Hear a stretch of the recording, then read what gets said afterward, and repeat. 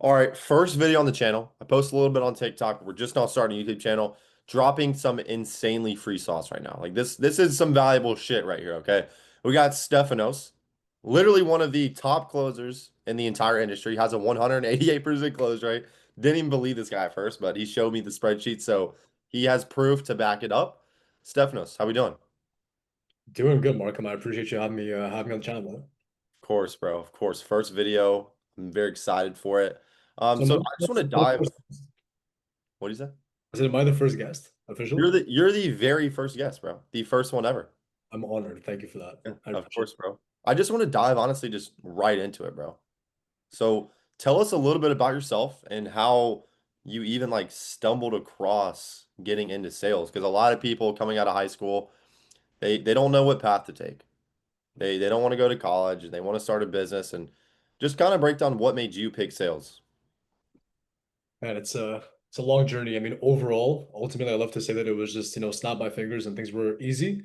But in a sense, it really started back when I really started in sales, which was corporate sales. So for anybody that knows me more personally, I was doing, cell phone sales, internet sales, just anything in the telecom space. Eventually worked my way up into more of an administration role. So really just managing a little bit of the department, kind of running things a little bit and getting my hands in the operational side of the business. Long story short, after, working 4 years in the 9 to 5, to be honest, it was a lot longer than I ever anticipated. I started into this job just thinking like, hey, I'm going to do this for, 8 months, 12 months. Turns out I ended up being there for just under 4 years. I think it was 3.5 years. So learned a lot. But the thing that really stood out to me was, getting to a point where you're working so hard, you're making good money or okay money, or at least to your people around you, like everyone in my family, or let's say people in, my close vicinity, you could say I was, quote unquote successful, right? But even at, 65, 70 grand a year, it's like for me, there was just so much more out there. And I ended up stumbling across a few individuals online that I saw who were making, 20, 30, $40,000 a month and really just showing their lifestyle. I love traveling. I've always wanted to travel. I love, taking care of people. Wish I was more generous, but I would consider myself also someone who loves generosity and giving back. And I do my absolute best to make sure everyone around me is taken care of. And so when I saw these individuals making like 20, 30 grand a month, I'm like, okay, there's no way that this is going to keep going this way for me because I'm not going to make, 4 grand a month and get to my goals. Like even if I were to make 4 grand a month and save every penny, excluding my rent, excluding my cost of living, like I would not be able to provide for those around me, right? And so it kind of became, like we say in calls all the time too, right? And I've heard you say this as well, Mark, on your calls, like, if nothing changes, nothing changes, right? And so I started to seek different opportunities, different paths, and ended up purchasing a mentorship actually. I had no money to do this, by the way. This is like, just so you guys know, like I didn't have anywhere near the finances to afford this mentorship, but I just figured it out. I worked extra hours. I got a second job as a valet, invested in that mentorship, and then basically got to a point where I had the opportunity to get into appointment setting, moved from appointment setting into a closing position. And then actually long term, I had the opportunity to lead a team up until around 2.8 to $3 million. That's in cash collected every single month. And then opportunities grew from there to obviously help and train other people. So I'm very grateful again. A little bit of a long spiel there, but it was good for just giving some insight. Yeah, amazing. I just want to say, guys, like Stefanos was one of the first guys I even talked to about getting into the high ticket sales space industry. For me, I was working at a car dealership directly out of high school, started serving to learn, communication skills. And like Stefanos, I see all these guys on YouTube, Instagram, Facebook that have that cool lifestyle. And I wanted that lifestyle just like him. So I started serving to get my, communication skills down. And I transitioned over into, car sales. And I was there for I think 52 days, literally 52 days. And I have a buddy, his name's Brandon Reese, and I called him, right? And he told me to call Stefanos. So I called Stefanos, and in a 45-minute conversation with this guy everyone's looking at right now, I learned more in that 45-minute phone call than I did my entire time in car sales. So I'm super excited to interview today, Stefanos. This is going to be like some insanely free sauce for everyone. I know you're a very generous guy, like you said, so I really appreciate you hopping on to drop this free sauce for everyone. And I just want to dive right into some questions for you to answer for everyone and just drop some knowledge, dude. I appreciate you having me more than you know, man. And my biggest priority is always just to give back. as much as we love making money in sales, my just to kind of reiterate something, I think the biggest issue with the entire sales space is everyone's like, close deals, collect cash, make money, all that. And as great as all of that is, it's so much better to just look at what you can do with those funds and who you can help and who you can take care of. And even more importantly, the bigger picture, and this is something that, you mentioned Brandon Reese, obviously my business partner here in the academy. He's an individual that always talks about this, is like, what is the impact that you're having, right? And just getting texts back from people that say, hey, I implemented what you told me. I increased my close rate. I'm making more money than ever before. Like that is the biggest impact that, if we can have that on other people, then life is made, right? And so I really appreciate you having me, especially as the first guest. I'm truly honored by it. I appreciate it. Yeah, I mean, just speaking that you do have your own mentorship, right? And you led a sales team to $3 million per month in cash collected, guys. Just letting you know, 15% of that is what his closers were taking home and his setters, right? So, I mean, that's quite a lot of money, would you say? So, I guess for you, bro, like, how do you mentor or inspire new salespeople to actually become successful? I love that question. So when it comes down to inspiring people, I think it goes back to the age-old adage of, what drives people, right? Everyone has different driving forces. Like for you, Markham, let's say you're an individual who's very ambitious, very aspired, right? And you are someone who likes to give back. Like I've already seen you giving back and being you know, reciprocal in that sense, right? And so I know that for you, I was able to have that 45-minute conversation with you and discover, okay, what Markham wants to do is Markham wants to give back, right? And so it's essentially step number one is just finding like what that person really wants to do with their life. What is the impact they want to have? And like for who? Like who in their vicinity do they want to impact? And then number three is the biggest one, and we use this in sales all the time. It's your identity, right? Because your identity is what dictates the decisions that you make. And so it's the same way that we're on a closing call with somebody. And whenever a new student will approach me, a lot of times also, as everybody knows, I'm not bringing on a bunch of people. Like I have people call me all the time because phone is ringing sometimes. And I'm like, listen, I have to make sure that I can actually bring you on to help you get better. I'm not trying to bring on anybody who is not serious, who is not ready to go. And the simple reason behind it is because when I started, just so everybody can have some context, I was that guy who was like, oh, I'm going to think about it. And the person who was selling the mentorship, the closer, actually was just like, no, you're not. Because if you're going to think about it, I'm never going to have you, like, I'm not going to follow up with you. We're not going to do this. Like, are you ready to go or are you not ready to go? And that was the decision that I needed to actually make that change. And I know that not everything is perfect, guys. Like, I invested in an ecom mentorship right before that one and got completely screwed out of my money. So again, it's like, it's that point in my life where I was like, okay, it's either I stay in the 9 to 5, I keep doing what I'm doing, I know the results I'm going to get, or I invest in something. God knows what happens. And again, obviously, thanks to, the man above overall, that's where we are today.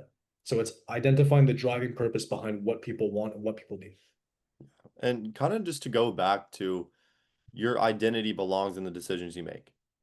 I would love to just break that down a little bit more because that's a very important topic, right? I would love to go a little bit more in depth on that. Yeah, I mean, identity is everything, right? It's really just the foundation of what we do on a daily basis. Like you, Markham, you're in great shape, right? And that's something that when we went to Miami last time, spending some time with the guys, like I saw you were always exercising, making sure you have enough proteins, making sure you're getting enough in your system. Like you identify as an individual who is in shape. And so as a result, you are very in shape. Even if you might slip from time to time, it's the actions that you are taking are not forced. Like I never heard you say, oh man, I gotta go to the gym. Oh man, this is tough. You're always like, man, I'm going to the gym. Like I do every single day. It's part of my day. It's part of my routine, right? It's the same thing with someone who's educated, someone who is wanting more in their life. You're going to see them invest in mentorships. Like I buy mentorships all the time. I've literally spent thousands of dollars, probably upwards of 80 grand right now in literally investing in mentorship to learn more and how to become better every single day. And so when people don't do that, it's because they don't identify with someone who wants to learn. If you were to identify with someone who wants to learn, you would naturally take those steps towards being that individual on the calls. Yeah, amazing. Amazing. Another thing, I think that's such an important topic, right? Because people that go to the gym, inevitably in their day-to-day life, you are what you portray yourself as, right? I mean, obviously, every single thing you do is one thing you do, right, is how you do everything. And I think Correct. it's so important for people to get into the gym because not only does that teach you delayed gratification, but it also teaches you that discipline you need for this industry, right? So many people don't have that discipline. I think that's an amazing way to actually learn that discipline is right going to the gym. I want to get back into it though, because you did say that you turn a lot of people down, right? A lot of people that I don't want to name drop or name any names, but a lot of people would 100% take anybody, like we like to say on the sales calls, with anyone with a pulse and a credit card, literally. So for you, what does that mean for you to have to turn those people down? Like, why do you do that? Why do you feel the need to turn people down? So I've never turned anybody down who has drive. In my opinion, and obviously I'm not where I want to be just yet. And I will be, eventually in a few years. I thank the good Lord that I'm surrounded by people who encourage me, like you, Markham, and empower me all the time. But anyone who has drive, in my opinion, can achieve anything they want out of life. You do not have to be at a point where you know everything. You don't have to be perfect. The situation, the circumstances do not have to, nothing has to align perfectly. The stars have to align in order for you to make a decision. Never does that ever have to happen. What needs to happen is you need to be number one, driven and ready to make a decision. And number two, when you are presented with the opportunity, you have to almost like put your blinders on and accept that this is the opportunity you are going for and not get distracted, right? Yeah. And I think, and again, just analyzing your calls, Markham, and seeing you grow, and a lot of the students that are part of, the Revo Academy, the Influence Academy, a lot of people, that's what happens at first. They get into sales, they get into, influence, and then they start to look at other opportunities. There's e-com, there's crypto, there's a billion different ways to make money out there. But we have to start with what you have. I personally did not have any money. I was in debt. And so my only way to get out of it is I have to start some sort of business that I don't need money to start. And so at the beginning, you are trading your time for money. Like people say, don't trade your time for money. At the beginning, you are trading your time for money. You have no money, you have no leverage, right? So you got to get in the groundwork, lay that foundation, and then build up from there. And so anybody who's not willing to do that is just individuals that I will not accept because they're not ready for it just yet. Yeah. I mean, for me, man, like you say, put the blinders on, right? I mean, I was in car sales. I led the first month. I had something that a lot of people don't have, right? And I recognize that. But getting into this industry, man, like I was making $5,000 a month at 18 years old. Like that's pretty good, I would say, right? And after talking to you and Brandon, like I put those blinders on, right? You have to take a risk, right? Because no risk, no reward. And a lot of people not only don't want to take a risk, but they also have that shiny object syndrome, like it seems like you were mentioning, right? There's so many different business ventures, there's so many things that people want to do, and they end up just bouncing from business to business. Why do you think it's so important for people to really, like you said, trade their time for money to really grow at a skill instead of just bouncing from business to business? What makes that so important? The biggest thing is that people don't give themselves the chance to win. People aren't unsuccessful because they don't have the right tools or they don't know anybody or that's all a smokescreen. We talk about smoke screens on sales calls, right? All of that's a smokescreen. Like the reality is that you don't have to have anything. All you have to have is number one, you have to be sold on the fact that you want to do this. And number two, my Zoom goes, you got to have the drive and the desire to actually, when an opportunity is presented to you, when someone's trying to give you a shot, to make it happen, right? And that's what people are missing. People are just missing that all the time. And so they don't let things play out enough for them to actually see success. And so you'll see what happens is people get to a point where, they're going, right, they're working, no results, no results, no results. They keep going, and then all of a sudden they give up right here, right before the hockey stick was about to take off. So they don't actually give themselves the opportunity to actually experience that upward spiral simply because they just did not go for long enough and go hard enough to actually make it happen. And that's just people letting themselves down. And that's unfortunately what a lot of individuals do. And that's why they lead to being unsuccessful long term. Yeah, 100%, man. And for me and you, again, I know your personal story, you know my personal story. We've had things quite literally stacked and stacked and stacked and stacked against us, right? Nothing's really ever been necessarily easy for us, Yeah. you know? So I guess how do you balance all of these things being stacked against you and your work-life balance? Like how are you able to manage all of that whilst trying to stay focused? Because I know that's a big issue for a lot of people. It was an issue for me. All of these external things that are happening, like how do you balance that? That's a really important topic of conversation. And the reality is just coming to the decision and understanding that in order to actually take care of all of those things, like if you have someone in your family that you need to take care of, if someone in your family is in a hard financial situation, right? Or if you're in a tough situation, probably the toughest situation you've ever been in, right? The beauty of what we do in influence is that it's never about me or how I feel on the calls. it's always about them, it's the prospect, right? And so you'll notice a lot of top tier closers, especially closers that I've had the opportunity to learn from, they had their best months, 40, 50, 60, $70,000 months in sales when they're going through the hardest period of their life. Why? Well, because instead of channeling all of that stress and that energy towards substances or going out or spending money or doing reckless shit, they transfer that energy into productive activities that move the needle forward. And so a lot of times you'll notice someone who's in a really bad situation. Keep in mind, guys, when you're in a bad situation, like my situation, you don't get there overnight. You don't just snap your fingers and end up, oh, I'm in a horrible situation. Like that is a compounding effect of you not having the right understanding, wrong mindset, possible laziness as well, right? Not being in the right circle, not being around the right people, and being in environments that just are not conducive to your success. And so when you can understand that, hey, for the next 6 months, I'm gonna have to just dial things in and I'm gonna completely detach. And guys, that's the biggest thing is like, you know what people never will never tell you? What would that be? They're never gonna tell you that the only thing holding them back from where they want to be is the people around them. Because the hardest thing to do is to look at your friends that you went to high school with, to look at your friends you went to college with. And I never really like had this to this degree, but like people that go through things and they have to look at their friends and say, hey, listen, I'm gonna lock myself away for a bit here for 6 months, and I'm gonna put my head down and learn a skill and lock in and make something happen. And within 6 months, your life can completely change if you actually take those actionable steps towards it.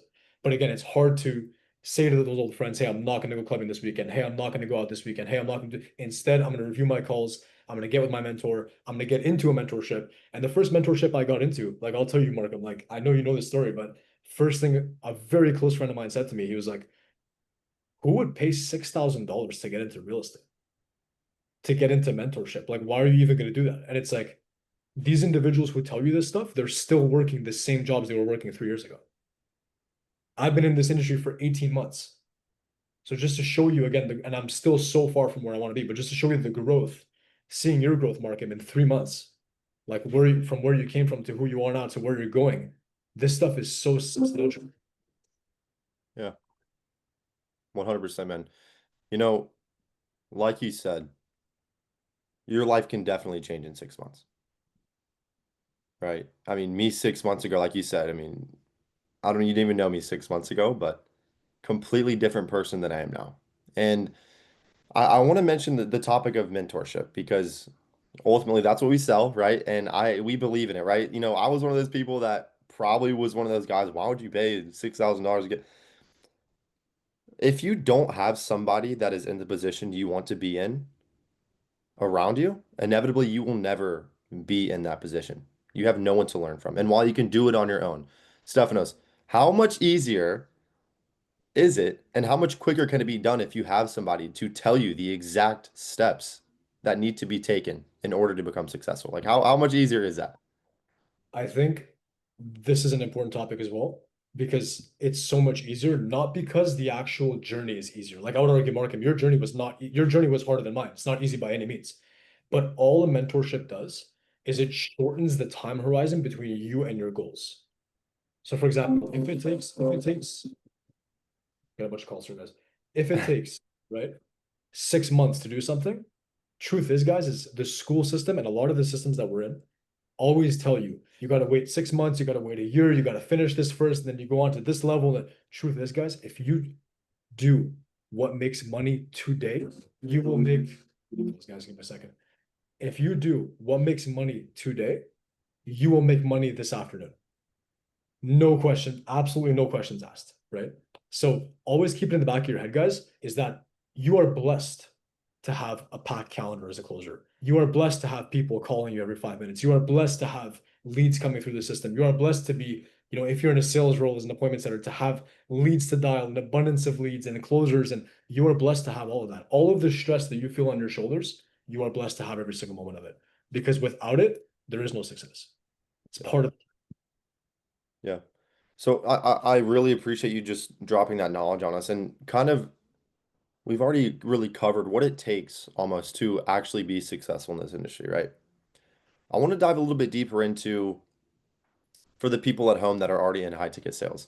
Maybe some tips and tricks that, you've learned over these last 18 months that you've been in this industry. So, for you, man, like the first question is how do you determine whenever a prospect is ready to buy? When do you know to pitch? Two instances within which you know where the prospect is ready for the pitch.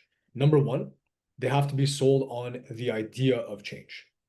If they're using verbiage such as, you know, you guys are going to help me get started, or as we help you get started, or if you guys show me the way, or if you guys show me the path, or, I really want help, right? If they're using verbiage like that, means they're open to the idea of a change, within which when you present them with that change after, they will be more willing to accept it.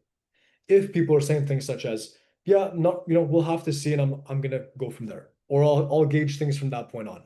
Or, once you tell me about it, I'll kind of look over things at that point forward, right? Whenever they're giving you uncertain language, you can even hear it in their tonality. That's them telling you, you know what, I'm kind of ready to change, but I'm not really ready to change. There's something holding me back. And at that point, you dive back into your discovery phase to make sure you handle that segment before you dive into the pitch. But the other phase is also once you've pre-handled everything. I know a lot of coaches out there, guys, they say, don't handle any objections. Just go through the call and then, fight tooth and nail. And it's a big old boxing match at the end. Well, you can totally do that. But just so everybody knows here, in the academy right now, we've actually done a test and we ran a test from all the closing calls that were submitted. Basically, out of every single call, 88% of all of the calls sent over were objectionless closes. Literally as a result of, again, pre-handling everything prior to the pitch. Once the pitch is completed, that individual is ready to go. They're excited, they're stoked, they're pumped, super just ready for the call, and there's nothing holding them back. So again, sold on the idea of change. And number two, you've pre-handled everything you need to pre-handle in the conversation to make sure they're ready to go. Okay, so let's ask you this question, man. Like, what are those things that we do need to make sure that we pre-handle up until the point of the pitch? Overall, there's about six or seven. Again, making sure that it's the right time for them, making sure there's nobody that they have to consult, a business partner, a spouse, things of that nature, making sure that they understand that their experience level is what we're actually looking for. So if someone comes in thinking like, let's say even for the academy, right? Someone calls me saying, hey, do I have to be a sales professional to come in, or can I start from scratch? You can absolutely start from scratch, right? Things of that nature. Capital as well. People come in saying, hey, do I need, thousands of dollars to get started? By no means. For the academy, for especially, you don't, right? We have a monthly option. We have lower ticket options, lower tier options, direct access to myself, direct access to you, Mark and Brandon, right? So there's different ways to get started. So just pre-handling the time, the spouse, the business partner, right? The financial qualifications. Basically, what you'll notice is the close is never just the close. The close is actually multiple little closes that happen consecutively until you lead to the end of the call where that final close is finalized. So it's all about what happens before the pitch. Yeah. And back to it, like you said, we do get a lot of objectionless closes, especially for me. I've noticed over this past 2 months where I've really hammered in the pre-handles, I've gotten, I would say, close to 50% objectionless handles or Yep. objectionless closes, sorry. But when you do have that person that, just gives you objections, right? I mean, there's always those people that just are an impossible prospect. How do you deal with objections that seem like dead ends? Like how do you deal with that? Best way to do it, don't take anything personally. When people give you objections, guys, there's nothing against you. There's nothing against you. It's not that they don't believe in your product and or service. They just don't believe in themselves. And Yeah. that's what it's all about, the energy you approach it with. When people say they have to think about it, when people say they can't do it for X, Y, and Z reason, whatever the case may be, right?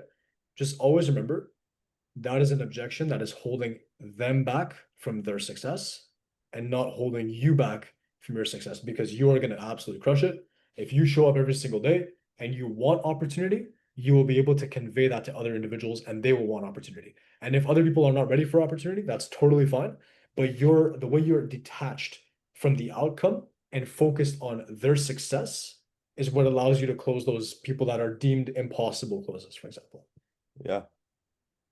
Relaying off of that, I know a lot of people, especially in the high ticket space, they think it's like we're just terrible people and they think that, we just want their money and it's like the Wolf of Wall Street, bro. It's like your money versus ours. Get your money in our pocket, right? What do you think like really is the biggest myth in high ticket sales that you would love to debunk if you had an audience of 5 billion people? Like, what would you say in front of everyone that has those opinions? Biggest myth in high ticket sales is that every deal is closable. You can absolutely close every single deal if you redefine what it means to close a deal. I'll give a very brief anecdote here if I may. I know we're short on time, but I want to talk about this. It's very important. I went on a trip recently where I was recalling this moment. This was last year. I was closing on a great offer that I really enjoyed. And I spoke to an individual who basically, it was one of those calls, Mark. I'm like, I went till the very end, brother. This dude was just, I've never seen somebody with so much fear on any call ever. And I went until the very end for this guy. Like I told him, I'm like, listen, brother, the last thing I want to do is I call you back 3 months from now and you're in the exact same place. Don't let that be the case. Like we have to make this happen. And he was in a really bad situation. Had the money to do it, just horrible fear. I've never seen it in my life. And I didn't end up closing the deal. But I remember jumping off that call. Just something felt great. I was just like, you know what? I jumped off a conversation with this person. He didn't end up making a decision to go with, my team or the company that I was representing today. But I feel something. I felt enlightened in a sense. And I learned a lot about this gentleman. Very nice guy. Turns out I called him next month. You're supposed to call your follow-up. So obviously I called him as a follow-up next month. Jason, what's going on, brother? How are you? He started crying, completely broke down in tears, like literally just like sobbing on the phone. And I was really worried. I said, okay, did I say something, man? Are you okay? He says, I just want to let you know that that conversation that we had a month ago tore me down to my core. And I realized I was not the man that I wanted to be. And so I went and actually bought a business. So he basically, the offer was how to build and buy a business. He basically did it. He went after our call. He went, structured a deal, bought a business, and he was cash flowing $9,000 that first month in profit from that business without ever doing the mentorship. And the first thing he told me, he was like, I didn't need anything. I just needed somebody to push me till the very end, to scare me, to frighten me so that I can take action. And so in my opinion, again, that's a deal closed. That's an individual helped. More important than any cash I could have collected, more important than the $500 that I would have put in my pocket. I really don't care. The fact that he was successful and he went on to grow that business, which I then heard about, and I still keep in touch with him to this day. Jason, if you're watching, brother, I appreciate you more than you know. Just an amazing story right there. Absolutely, man. Absolutely. And I feel like a lot of people, like I mentioned earlier, they think that it's us versus the prospect. Yeah. It's quite the opposite, right? Like you're mentioning, you really ultimately you're just looking to help this person. And if you're one of those people that is in life insurance sales or any other kind of sales where it truly is you versus the prospect, maybe this industry isn't for you, right? Because if you're not willing to go to the end like Stefanos did, then maybe it's not for you. So that leads me to my next question, Stefanos. Like you said, it's that was way more valuable than the $500 in your pocket.